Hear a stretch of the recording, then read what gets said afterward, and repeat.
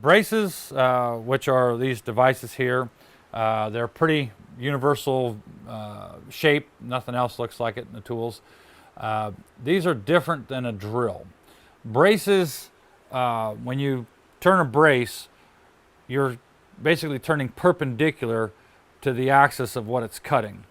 Where with a drill, you're pretty much working mechanically in line with what you're doing. So this here, you have direct torque onto the bit. This one here, you have some sort of mechanical device that's going to be the difference. So one is a brace and one is called a drill. And it's the bits that fit into them. These are known as a drill bit, and the devices that fit into these are called augers. Now, augers were developed long before the braces to turn them. So that's why it has such a dissimilar name. These go back to the days of Archimedes, 3,000 years ago. They're a pretty old tool. The modern advances here, I'm not going to talk about wood braces to speak of. These are mostly early to mid 20th century tools. The first thing we can look at is we have an older, this is patented by a gentleman by the name of Spotford. We actually picked this one up, I think it was for like about $10. It's a pretty good sized brace. The jaw clamps down onto the auger bit by the means of a large thumb screw, which this is most often missing. And you'll find them, they'll shove a bolt through here and there'll be a wing nut on the end of it. It still functions. It's just not beautiful and pretty, but it still functions. This one here actually came to us yesterday. And it seems to be in pretty good. It's got a lot of pitting and stuff on it. You can tell it's aged real quick. Instead of having a single piece of wood that was fit over the bow and bent, this actually is a two-piece shell on the top here that has a pewter rings that are hammered all around it to hold it on. That denotes its age. It puts it right around 1900 real quick. This here is called the head. It's actually not a handle. This is a handle. This is called the head. It actually has a hole. Most of them have a hole of some sort to get lubricant into them, and they should turn pretty free. If they don't, it's really not a deal breaker.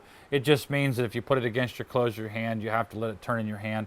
It may be pushing toward the callus or whatever, but it's not too bad. Most of them can be made pretty free.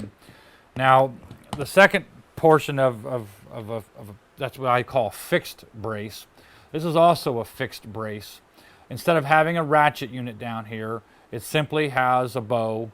This one here, this is a 3-inch bow, so that would make this a 6-inch brace.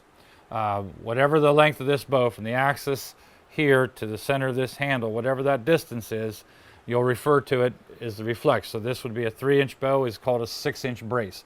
And the 6 inches is called the throw. So if I were to swing my hand around in a circle around it, I'm throwing 6-inch circle.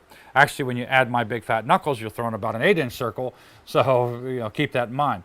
I use fixed braces mostly on the benches because we really don't have a need for the ratchet. The ratchet was developed so that if I was getting ready to turn in and I couldn't go around, I would simply take it back, make the turn, bring my hand back, make the turn.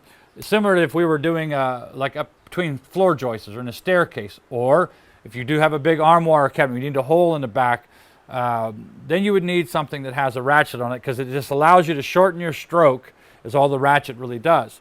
So if you find fixed braces, they're actually handier as far as I'm concerned. We always have had several fixed braces that lay on the benches that have countersinks in them constantly.